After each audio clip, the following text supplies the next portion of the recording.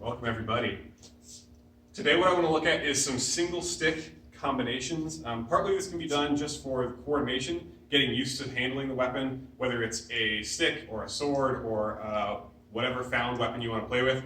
Just getting used to flowing it around, moving in different ways. The other thing is that a lot of these combos are very combatively applicable. They make good combative sense. So it's good to have those in your tool kit as well. The first one that we're going to look at is just this whole family of figure 8 things. So we've always started with downward X, angle 1, angle 2.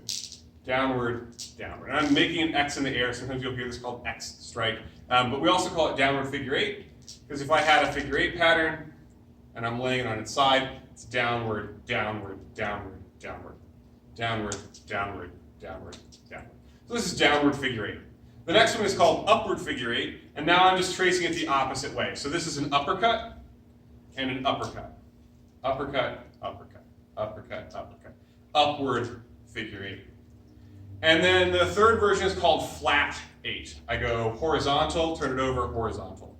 I think of this one as like if you had the narrowest of figure 8s possible, right? It's super, super flat lobes of that 8. So 3 and 4, 3 and 4, upward figure 8, downward figure 8.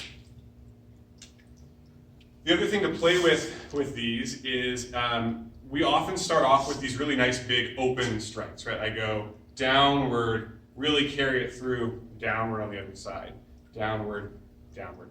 And you can think of this as a big X. Sometimes I want to vary how much I follow through. So instead of a giant X, I'm just thinking about the V, just like the top part of these 4 quadrants. So instead of cutting all the way through, I go short. Still going through that same target. Instead of cutting all the way down, I retract right back up. So I make a V or I make an X. Then I can go long on one side and short on the other. So long on my forehand, short on my backhand. Long and short, or short, short and long. Short and long. So from my perspective, this is a Y and a backwards Y. Short, long, short, long, short, long, long, short, long, short. So figure 8, but then changing a little bit of the emphasis. The last ones in this figure 8 family are, instead of having the figure 8 on this horizontal line, we're almost going to put it on a diagonal, either facing up or facing down. And one side is going to have a large loop, the other side is going to have a small loop. So we're going to start off small loop up and right, large loop down and left. So the first one, I come horizontal, big uppercut. Horizontal, big uppercut.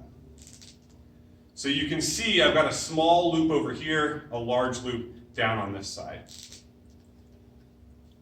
Next, I want to do small loop up top, large loop down on the bottom. So it's uppercut and then horizontal. Uppercut, horizontal. Uppercut, horizontal. Now I'm going to try and put the small loop low and left. So I do a low horizontal, big uppercut. Low horizontal, big uppercut. And last one, trying to put that same small loop low and right, uppercut, low horizontal.